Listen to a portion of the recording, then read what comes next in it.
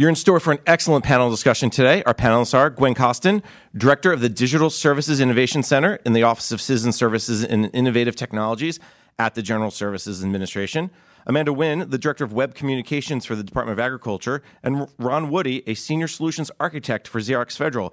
Welcome, panelists. Well, before we get started, let me just set some context for our discussion.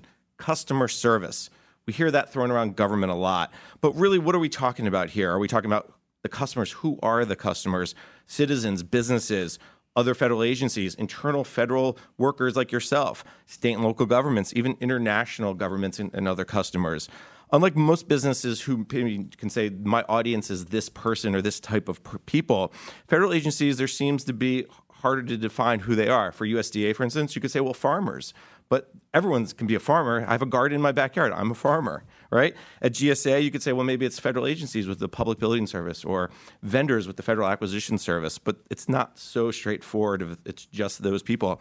In many ways, the customers are 300 million American citizens and businesses and people like that. The last two administrations have spent a lot of time and energy promoting better customer service. Many of you will remember the citizen-centric, results-oriented, market-driven mantra of the Bush administration. The Obama administration came in with the idea of improving citizen engagement, open data to more people, using tools like crowdsourcing and the data paloozas to really reach out to more people and bring them into the conversation. Including Federal Chief Information Officer Steve Van Rokel said recently, he talked about the need to embrace the notion of two-way customer service.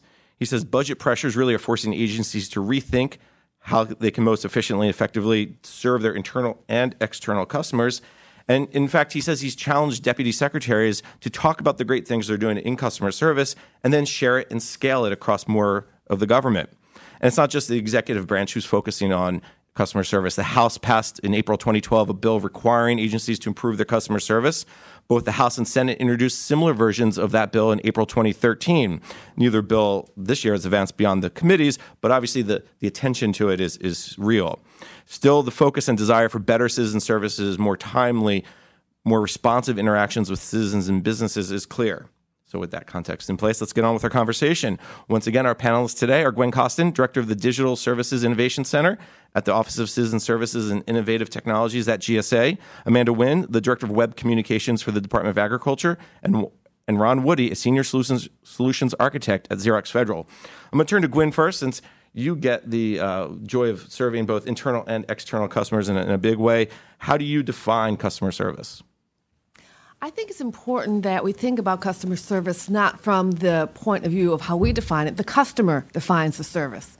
And I think that we're seeing in government a challenge in meeting those expectations of the citizenry in 2013, 2015, 2020, and beyond. So how is it that we are going to be able to meet those expectations? And so I don't know that we define the services as much as our customers are defining it for us. But how do they define it for you? And I'm going to go down the panel too, but you bring up an interesting point. If the customers define it, meaning their expectations. That's correct. Their desires. That's right, and what they expect from us. So I think that the challenge in government and in the private sector as well is to help define and to be forward about what you are offering as your service. So, really understanding, what defining the expectations. A great example, I'd say, is one of the things we're seeing that I think is appropriate is people are interested in kind of what the status is of a request they have. So where is their request in a process? It's almost like the pizza tracker, where it's like, somebody's picked up the pizza, they're delivering it, and it's at your door. So how do you kind of define that? So IRS, for example, has been doing a lot of work in identifying where people's tax refunds are. That's something that people care about. It's information that the IRS can provide to them. So it's really helping to identify those expectations. So to have success in that space, IRS has to first of all say, we're going to provide you this information within a certain time frame and then meet that expectation. I love the analogy of a pizza tracker. There's nothing better when you order pizza from company XYZ, and you can see, okay, now it's the person's playing with your dough, and the person's saucing it. You can imagine with the IRS, now you're being audited. Let me move to Ron real quick. Ron, from Xerox federal perspective, you have multiple customers. You have federal customers. You have commercial customers. How are you guys looking at or defining it? Well, you first want to have a conversation about the mission. What is the agency's mission? What is the company's mission? Who is their constituent? What are they wanting? The beauty of working across different agencies, which GSA gets to do also, is when you're talking immigration, it's completely different standards and it's completely different quality as opposed to when you're working with, say, CMS. And I think one of the things that with the customer service bills that are going through is the government needs to understand and consider that the rep could do a great job on their immigration call, but the answer to the question was, we're going to deport your wife next week. Where the person helping the older person with the pharmacy prescription drug plan did just as good a job, but they got to understand that the rating they're going to get from immigration is going to be a lot lower. So the standards need to be raised and consistent, but they need to understand that the right answer may not get you the result you want on the customer sat scores. I want to go delve deeper into that idea of standards need to be raised for a second. When you talk about standards, meaning what the outcome is, what the output is, or how do you define standards? Well, you really want to look to first call resolution. I mean, a lot of times when you look at some of the stats out, whether it's commercially or through the government, people want to call and get the answer once. They don't want to call repair and then have to call in for a part, then call in to set the appointment once the part's in. They want to be able to know who they're speaking with, and is that one person going to be able, the one-stop shop, which I've been doing this for about 10 years with the federal government and longer with the state. We've been driving towards that one-stop shop. Well, if you've got a patent application going through, you may have 5 or 6 different people handling that, and you've got a different phone number to call. And I think that's the challenge, that whether you're commercial or public, that you have you got to find a resolution to that. Absolutely, and I think talking about when you want to make one call, you also want to talk to somebody. Correct. You don't want to talk to the recording. Please press your buttons here. Amanda Wynn from Agriculture. Now, you have a much different type of constituency. In fact, because you're the director of web communications, how do you look at customer service? Are your customers both internal and external, or where do you kind of lean, if you will? So that's the great opportunity and challenge about Department of Agriculture, because really everyone is our customer. Whether you're a farmer or rancher, or you are going to a national forest this weekend to enjoy the last of the fall foliage, or coming into the holidays and thinking about what kind of food is going to be on your table. It's really a great challenge, because you have to think of the right ways to engage with those customers. So it's absolutely not a one-size-fits-all. And as Gwen and Ron both said, identifying your audience and starting with your mission, but also figuring out, what do we want to get out of this? Is it a simple awareness exercise? We want people to know about healthy food choices they can make. Do we want them to apply for a grant so you actually have that transaction? So all of those pieces come into putting together whatever type of moment it is, whether it's on web or mobile or in person even. It's not all digital.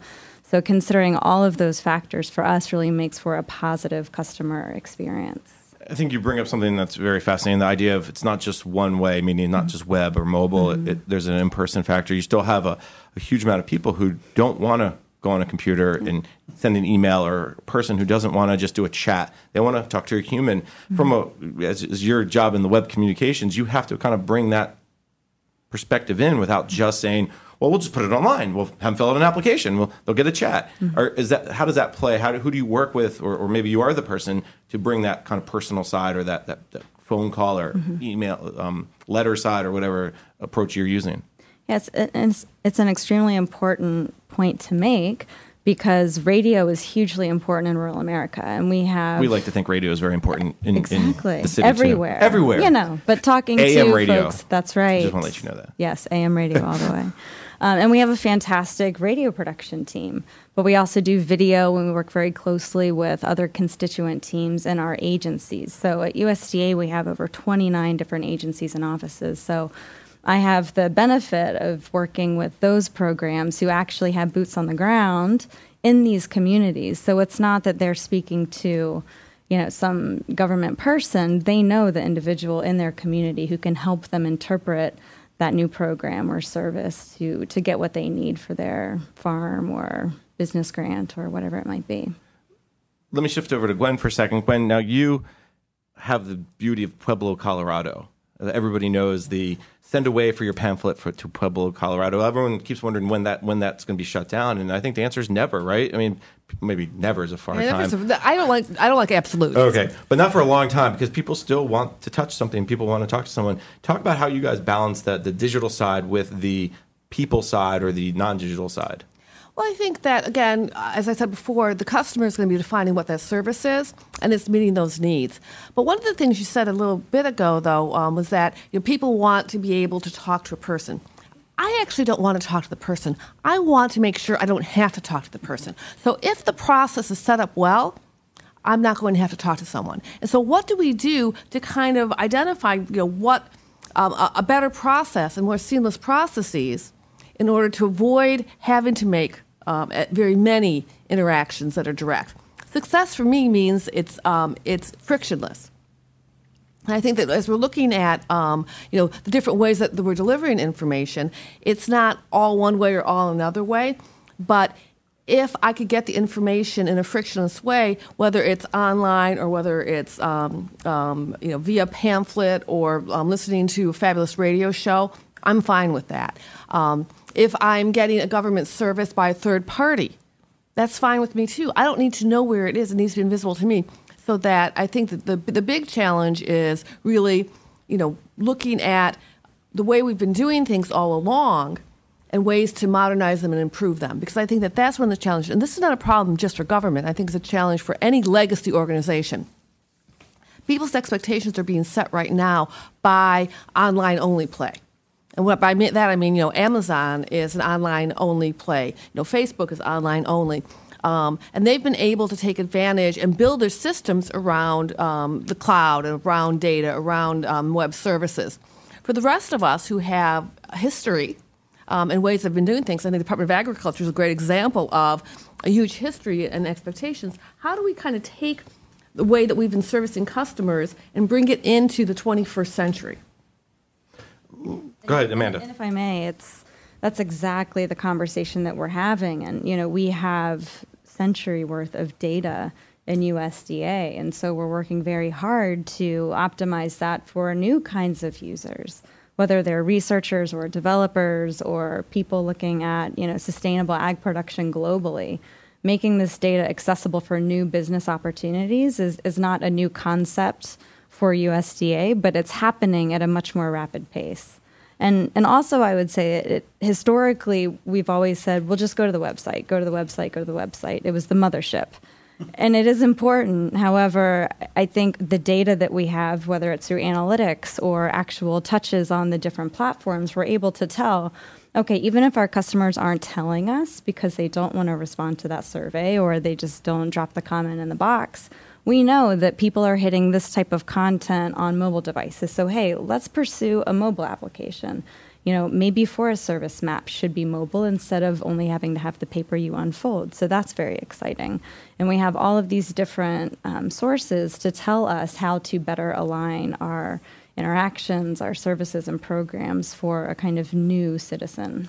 And I think related to that is really where in some cases, we're victims or we're shackled by our prior successes and our prior good work that we've done. And so as we're making this transition, it's very hard.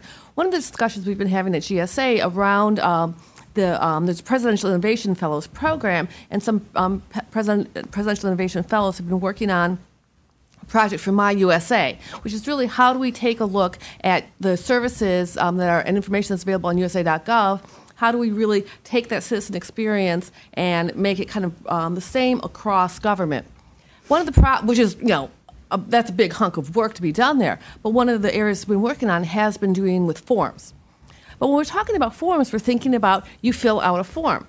But it's really not the form we care about. It's the information. So we take the form, which is just a data collection tool, and we say we're going to talk about forms. But we don't care about the form. What we care about is the information and getting that within our systems. And so we have to transfer the way we think into a new way to meet these new expectations, and it's a challenge.